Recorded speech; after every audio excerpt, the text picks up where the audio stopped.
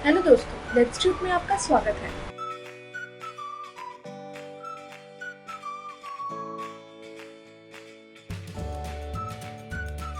पिछले सत्र में हमने त्रिकोणमिति यानी ट्रिग्नोमेट्री के बारे में बहुत सी चीजें सीखी हैं और हमने ये भी बहुत अच्छे से समझा है कि 6 त्रिकोणमिति अनुपात त्रिकोणमिति का मूल है, जहाँ साइन, कॉस और टैन को बेसिक त्रिकोणमिति अनुपात कहते हैं और बाकी के 3 व्युत्क्रम यानी इनवर्स है, इसलिए इन्हें हम इस तरह से लिख सकते हैं। हम ये भी जानते हैं कि टैन यह साइन बटे कॉस का अनुपात है, इसलिए हम कॉट को कॉस बटे साइन लिख सकते हैं।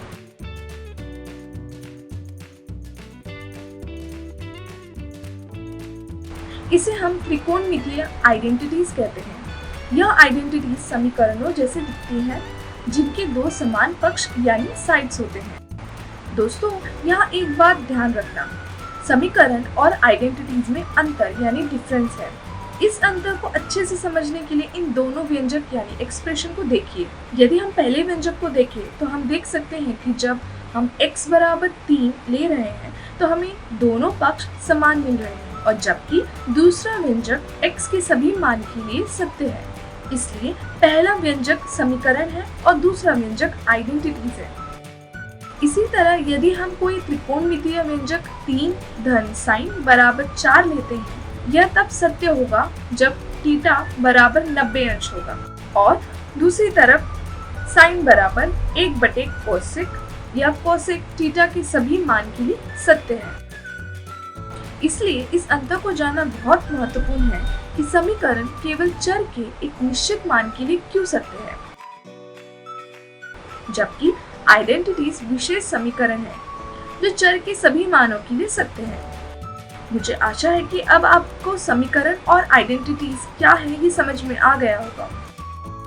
ये आइडेंटिटीज हमारे लिए नई नहीं है, इसे हमने लोअर ग्रेड में पढ़ने के साथ साथ इन कुछ आइडेंटिटीज का उपयोग भी किया है, परंतु इन्हें बीजगणितीय आइडेंटिटीज कहते हैं, क्योंकि इन बीजगणितीय व्यंजकों में केवल संख्या, लेटर्स और बीजगणितीय संचालन यानी ऑपरेशंस शामिल हैं।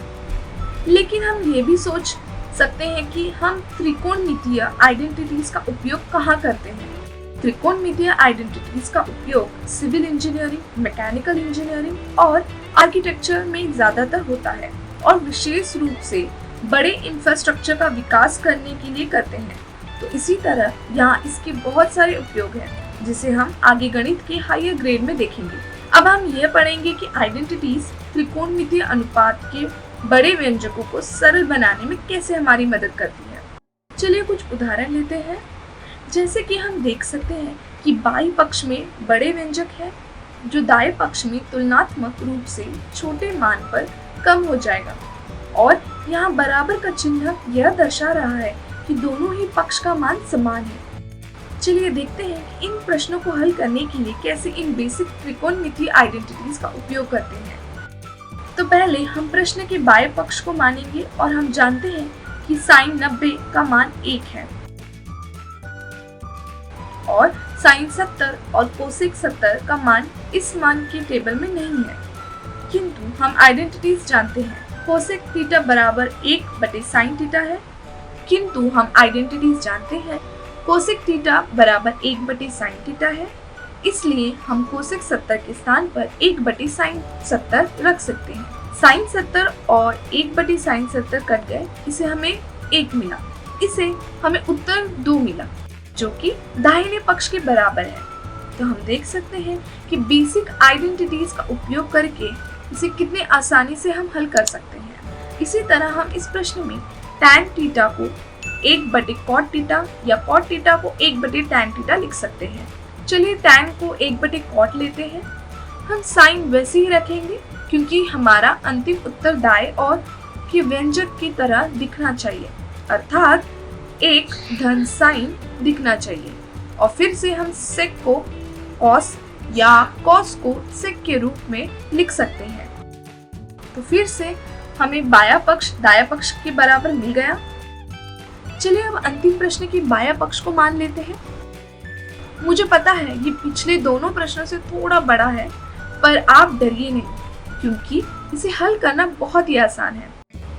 हम साइन 90 ऋण थीटा और कॉस 90 ऋण थीटा को यहाँ देख सकते हैं।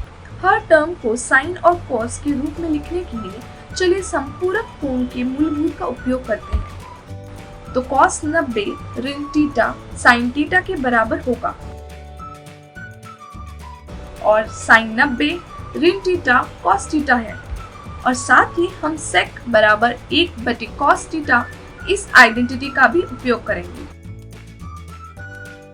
अब इसे और भी सरल करने के लिए साइन थीटा गुने साइन थीटा को साइन थीटा का पूरा वर्ग लिखेंगे, तो यह कॉस थीटा का पूरा वर्ग के बराबर होगा। और हम जानते हैं कि साइन थीटा बटे कॉस थीटा यह टैन थीटा होता है। एक और बात हमें जानना बहुत जरूरी है कि साइन थीटा का पूरा वर्ग यह साइन के वर्ग के बराबर होता है और यह साइन थीटा के वर्ग के बराबर नहीं होता। तो इस तथ्य का उपयोग करके हम इस व्यंजक को साइन का वर्ग धन कॉस का वर्ग धन टैन इस तरह से सरल बना सकते हैं। अगर अब आप इस बाएं पक्ष को देखेंगे तो देख सकते हैं कि यह अब सरल बन गया है और इसकी तुलना दाहिनी पक्ष एक धन टैन की तरह बन सकता है।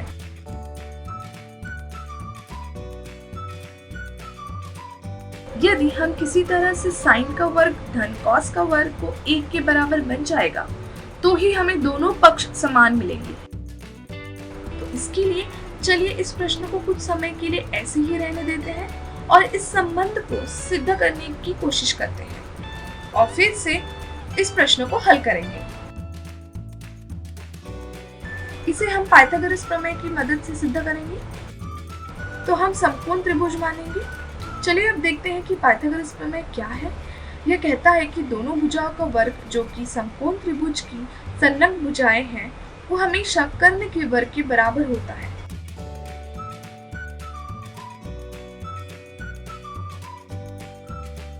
अब हम इस संबंध को कर्ण के वर्ग से भाग करेंगे और इसे अरेंज करने पर हम यह लिख सकते हैं। तो इस त्रिकोणमितीय अनुपात को देखकर हम कह सकते हैं कि यह साइन का अनुपात है और यह कॉस का अनुपात है। तो इसे हम साइन का वर्ग धन कॉस का वर्ग बराबर 1 लिख सकते हैं। यदि आपको याद होगा यही हम सिद्ध करना चाहते थे। तो यदि हम फिर से तीसरे प्रश्न पर आते हैं जहां हमें साइन का वर्ग धन कॉस का वर्ग यह व्यंजक मिला था, हम इसका मान 1 स्थापित कर सकते हैं।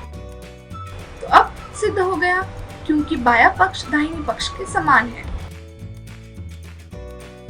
अब कृपया ध्यान दीजिए कि थीटा के किसी भी मान के लिए साइन का वर्ग धन कॉस का वर्ग बराबर 1 होता है। उदाहरण के तौर पर थीटा बराबर 30, 60 आदि के लिए। और यदि आपको याद होगा अभी हमने यह पढ़ा था कि जब समीकरण हर एक चर के लिए सत्य होता है तो उसे आइडेंटिटी कहते हैं। तो यह सभी त्रिकोणमितीय आइडेंटिटी है। दोस्तों इसी तरह हम पाइथागोरस प्रमेय का उपयोग करके 2 और आइडेंटिटीज निकाल सकते हैं। अब हमें उसी पाइथागोरस संबंध को एक बार सम्मुख भुजा के वर्ग से और फिर संलग्न भुजा के वर्ग से भाग करना है और उसी चरण का पालन करना है जैसे कि हमने पहले आइडेंटिटी में उपयोग किया था। और हमें कोसेक का वर्ग ऋण कॉट का वर्ग बराबर 1 और सेक का वर्ग ऋण टैन का वर्ग बराबर 1 मिलेगा और सेक का वर्ग ऋण टैन का वर्ग बराबर 1 मिलेगा। चलिए अब हम आपको एक और महत्वपूर्ण बात बताने जा रहे हैं। इन तीनों आइडेंटिटीज को प्राप्त करने का पहला चरण पाइथागोरस प्रमेय है और इन्हें पाइथागोरस आइडेंटिटीज भी बोलते हैं।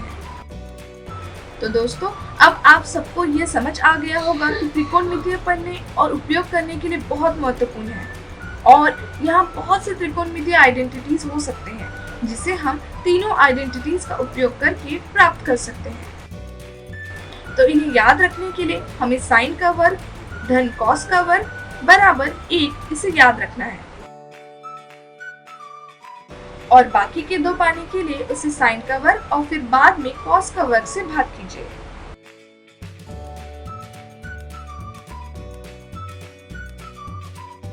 आपको हमारा ये वीडियो अच्छा लगा है तो इसे लाइक करें और शेयर करें अपने दोस्तों के साथ। एंड इन वीडियोस के अपडेट्स पाने के लिए बेल आइकन प्रेस करना ना भूलें। Till then keep watching, keep learning. Thank you.